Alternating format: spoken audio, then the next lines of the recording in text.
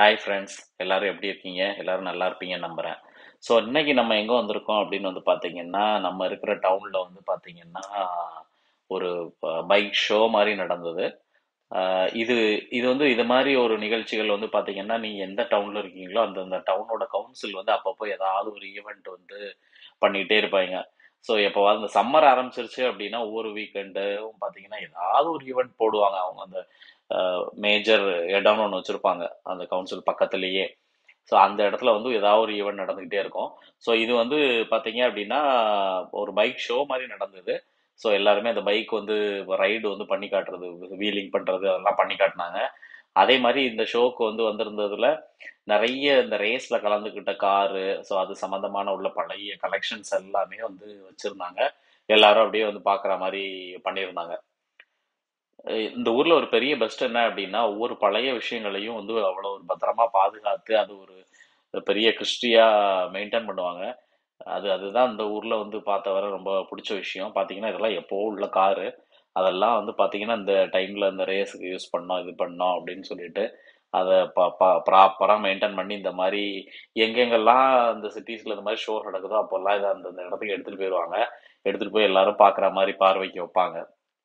So அந்த bike video வந்து இந்த சென்டர் ஆஃப் த பிளேஸ்ல தான் நடந்தது. அது முடிஞ்சதுக்கு அப்புறம் அவங்க வந்து ஒரு காரை வச்சு அந்த கார் மேலெல்லாம் பைக்கை வச்சு ஏறி அந்த காரை வந்து டோட்டலாக வந்து ஃபுல்லாக ஓட்டி முடிச்சோன்னா ஸ்கிராப் ஆன மாதிரி ஆயிடுச்சு.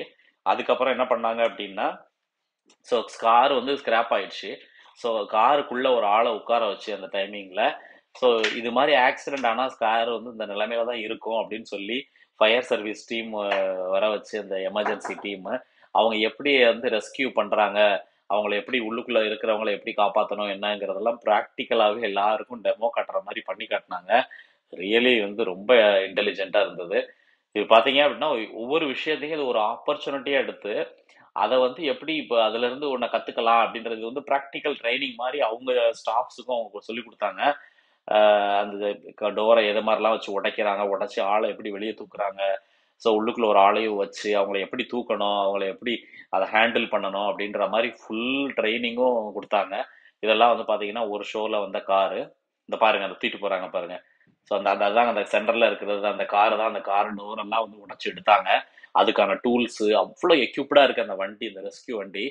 ஸோ அதுக்கப்புறம் எப்படி அவங்கள ஹேண்டில் பண்ணணும், ஸோ என்ன மாதிரி எல்லாம் அவங்கள ட்ரீட்மெண்ட் ஃபர்ஸ்ட் எய்டு பண்ணணும் அப்படிங்கிற மாதிரி சூப்பராக ட்ரைனிங் கொடுத்து, ஸோ அதில் ஒருத்தர் வந்து மைக்கில் வந்து எல்லாருக்கும் அந்த இதை என்ன பண்ணுறாங்கங்கிற ஸ்டெப்ஸை வந்து எக்ஸ்பிளைன் பண்ணிட்டே இருந்தார். சுற்றி நின்று பார்க்குறவங்க எல்லாமே எல்லாருக்கும் புரிகிற அளவுக்கு அதை அண்டர்ஸ்டாண்டபிளாக எல்லாம் சொல்லி கொடுத்தாங்க. ரொம்ப இது ரியலி வந்து பார்த்தீங்கன்னா ஒரு பாருங்க அவர் பேசுகிறாரு எப்படி அவங்கள இது பண்ணுறோன்ட்டு.